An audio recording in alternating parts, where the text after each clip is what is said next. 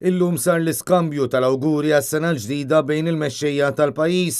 Il-President ta' Malta laqatlu l-awtoritajiet tal-pajjiż u membri tal-korpi kostitwiti fil-Palazz fil-Belt fosthom lill-Prim Ministru Joseph Muscat, lill-Arċisqof Monsinjur Charles Scicluna u delegazzjoni tal-Partit Nazzjonalista immexxija mis-Segretarju Ġenerali Clyde Pooley minħabba li l-kap tal-Oppożizzjoni Adrian Delija kien indispost.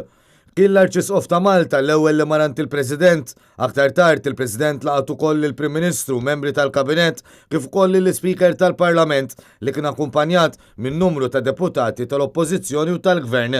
Il-President laqat ukoll delegazzjoni mill-Ġudikatura immexxija mill-Imħallef Joseph R. Mikallef, apparti ex-Prim Ministri u Presidenti li wkoll marru jagħtu l-awgurju tagħhom.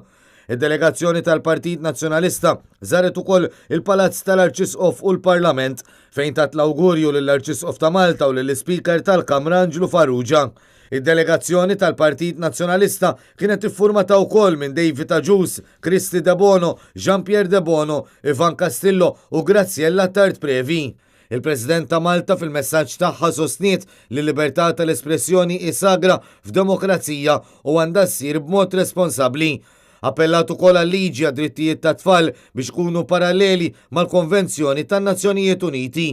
F'diskors tal-okkażjoni l-Arċisqof sostna li tinqatel għal-libertà tal-espressjoni u prezz wisqoli li tħallas u kienet jirreferi għall-assassinju tal-ġurnalista Daphne Caruana Galizia fis-16 Ottubru li għadda fil-laqgħa li kellu mal-President.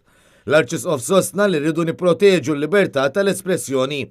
Is-Segretarju Ġenerali tal-Partit Nazzjonalista Clyde Pooley fissem id-delegazzjoni tal-Partit Nazzjonalista fil-laqat mal-mexxejja sostna li f'mumenti l-pubbliku ikun qed jitlef il-fiduċja fil-politiċi u għalhekk sostna li għandna nkatru biex inżidu l-fiduċja tan-nies. Żied jgħid li f'dawn l-aħħar 3 xhur issieħbu 1000 membru ġdid fil-Partit Nazzjonalista u għalhekk il-partit se jaħdem biex jagħti fiduċja fil-politika.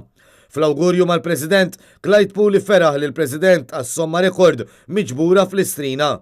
Fil-jiem li għaddew il-kap tal-Partit Nazzjonalista Adrian Delija laqa l-pubbliku u l-korpi kostitwiti fid-dar ċentrali tal-Partit Nazzjonalista għal skambju tal-awguri.